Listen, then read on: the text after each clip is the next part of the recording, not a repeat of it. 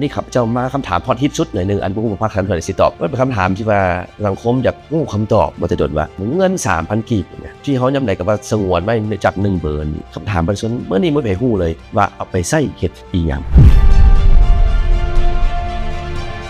การที่พวกเขาตัดค่ารักษาความปลอดภัยนี้จะเป็น1 ใน 8แหล่งรายรับของกองทุนคณะโทรคมนาคมและการผ่านเป็นดิจิทัลดังกล่าวนี้ซึ่งว่ากองทุนดังกล่าวจะมีอยู่9เป้าหมายในการนำใช้ซึ่งว่าผ่านมาเนาะพวกเขาก็ได้มีการนำใช้ในการที่ว่า1ก็แม่นขยายเครือข่ายเนาะไปบางหมู่บ้านที่ว่าบริษัทโทรคมนาคมอาจจะบ่สามารถเนาะลงทุนได้หมดเนาะพวกเขาก็สามารถร่วมกับบริษัทโทรคมนาคมนี้ขยายเครือข่ายไปอยู่เขตบ้านหมู่บ้านที่ห่างไกลซอกลีกหมู่บ้านที่ต้องการการลงทุนสูงที่2มาก็แม่น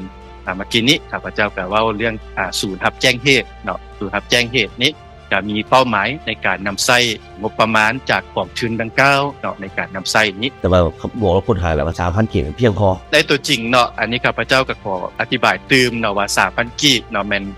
ปฏิบัติตามดำรัสปฏิบัติตามข้อตกลงในเบื้องต้นเนาะที่เพิ่นกำหนด 3,000 กีบแม่นสำหรับเบอร์มือถือที่ใช้อินเทอร์เน็ตเนาะ 5,000 กีบแม่นสำหรับอินเทอร์เน็ตแบบมีสาย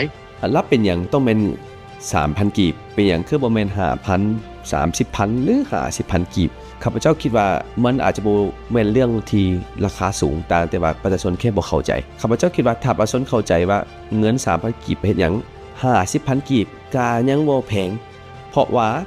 ถ้าเทียบใส่กันกับการโอนเงินข้ามธนาคารหรือภายในธนาคารมันก็มีค่าธรรมเนียม 1,000 กีบ 3,000 กีบหรือ 4,000 กีบอยู่แล้วฉะนั้น 3,000 กีบที่กระทรวงเทคโนโลยีนี่หักไว้ในข้าพเจ้าว่ามันบ่ได้สูงเนาะบ่ได้สูงเลยแหละแต่ว่าประชาชนคืออยากรู้จักว่าเอาเงินเอาไปเฮ็ดหยังแล้วสิ่งที่เฮ็ดนี่มันคืบหน้าฮอดไสพื้นฐานโครงสร้างมีหยังได้พัฒนาแล้วอันนี้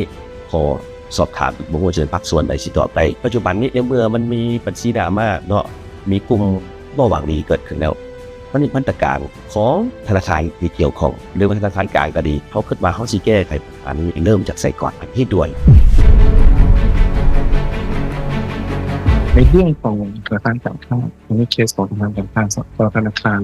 ารอาจจะมีมาตรการคือกันต่อกับตัวแบบสีมาที่จริงก่อนหน้านี้ก็เว้าไปหลายเปิดเกี่ยวกับวิธีการหลอกลวงแต่ก็บ่ได้ลงรายละเอียดเรื่องของตัวแบบสีมานี่มาตรการป้องกันในเบื้องต้นของธนาคารเฮาเบิ่งไว้วางแผนปัจจุบันนี้เขาพยายามอาศัยเรื่องของไบโอเมตริกก็คือการเก็บสแกนหน้ามันจะเข้ามาซอยในเรื่องของตัวบัญชีม้าเนาะแบบมีคำจะขออนุญาตอธิบายได้หนึ่งในเบื้องต้นสมมุติลูกค้ามาเขาจะเข้ามาเปิดบัญชีนำของธนาคารการค้าของปตล.แน่นอนมันมีกระบวนการของ KYC Know Your Customer คือในการตรวจสอบลูกค้ามาใช้จังใดก็ไปตามขั้นตอน